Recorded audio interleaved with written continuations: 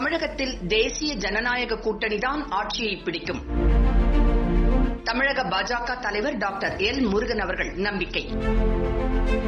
தமிழ் கடவுளான கந்தசஷ்டி கவசத்தை இழிவுபடுத்திய கருப்பர் கூட்டத்தை கண்டிக்கும் வகையிலும் அவர்களின் பின்னால் இருந்து கொண்டு தமிழர்களின் ஆன்மீகம் கலந்த இலக்கியங்கள் மற்றும் வரலாற்றை திருத்தி கூறுவரும் திமுகவால் அழியும் தமிழர் கலாச்சாரம் பற்றி பொதுமக்களுக்கு எடுத்துரைக்கவும், அதே சமயம் கொரோனா காலத்தில் உதவிய மருத்துவர்கள் உள்ளிட்ட முன்கள பணியாளர்களுக்கு நன்றி தெரிவித்தும் தமிழகத்திற்கு நரேந்திர மோடி அவர்களின் அரசு செய்த நன்மைகள் குறித்து எடுத்துக் கூறவும் பாஜகவின் மாநில தலைவர் முருகன் அவர்கள் சென்ற 6ஆம் தேதி திருத்தணியில் தொடங்கி வேல் யாத்திரை மேற்கொண்டு வருகிறார். தொடர்ச்சியாக ஹோசூர், தர்மபுரி, திருவண்ணாமலை, விழுப்புரம், கள்ளக்குறிச்சி, சேலம், ஈரோடு, கோவை, கரூர் உள்ளிட்ட பல இடங்களில் யாத்திரை சென்று பொதுக்கூட்ட நிகழ்ச்சிகளில் பங்கேற்று வருகிறார். தடைகளை மீறி நடத்தப்பட்ட இந்த யாத்திரை நிகழ்ச்சிகளில் ஆங்காங்கே ஆயிரக்கணக்கான தொண்டர்களுடன் கைது செய்யப்பட்டனர். என்றாலும் பாஜக தொண்டர்கள் தடையை மீறி அஞ்சாமல் மேலும் மேலும் வந்து குவிய தொடங்கினர். தமிழக பாஜக வரலாற்றில் புதிய திருப்பத்தை ஏற்படுத்திய வேல் யாத்திரை பொதுக்கூட்டங்களில் தலைவர் எல். முருகன் அவர்கள் பேசிய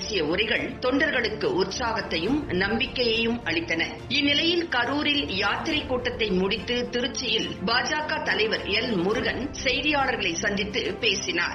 அப்போது அவர் கூறுகையில், நிவர் புயல் காரணமாக ஏற்கனவே தஞ்சாவூர், திருவாரூர் ஆகிய மாவட்டங்களில் வெற்றிவேல் யாத்திரை ரத்து செய்யப்பட்டுள்ளது. இந்நிலையில் இனி வேல் யாத்திரை செல்ல ஏற்கனவே திட்டமிட்டிருந்த மாவட்டங்களிலும் வேல் யாத்திரை புயல் காரணமாக ரத்து செய்யப்படுகிறது. இதையடுத்து வருகிற டிசம்பர் மாதம் 4ஆம் தேதி சுவாமிமலை, திருப்பரங்குன்றம், பழமுதிர் சோலை ஆகிய இடங்களில் வேல் யாத்திரை வழிபாடு செய்து டிசம்பர் 5ஆம் தேதி திருச்செந்தூரில் வெற்றிவேல் யாத்திரை நிறைவடையும். புயல் முன்னெச்சரிக்கை மற்றும் நிவாரணப் பணிகளில் ஆங்காங்கு பாஜகவினர் ஈடுபடுவார்கள். பாஜகவுடனான கூட்டணியை அதிமுக உறுதி செய்துள்ள நிலையில் கூட்டணி மற்றும் போட்டியிடும் தொகுதிகள் உள்ளிட்ட அனைத்து விவரங்களையும் கட்சியின் அகில இந்திய தலைமை விரைவில் அறிவிக்கும் என்றார். மேலும் அதிமுக கூட்டணியில் 40 தொகுதிகளை பாஜக கேட்டதாக வரும் தகவல் யூகம்தான். எத்தனை இடங்கள் என்பது குறித்து இப்போது ஜாதகம் பார்க்க தேவையில்லை. 7 பேர் விடுதலை விவகாரத்தில் ஆளுநர் ஒரு நல்ல முடிவை எடுப்பார். சரியான நேரத்தில் சரியான முடிவை ஆளுநர் அறிவிப்பார் என்று கூறினார். வரும் சட்டசபை தேர்தலில் தமிழ்நாட்டில் தேசிய ஜனநாயக கூட்டணிதான் ஆட்சியை பிடிக்கும் என்று நம்பிக்கையுடன் கூறினார்.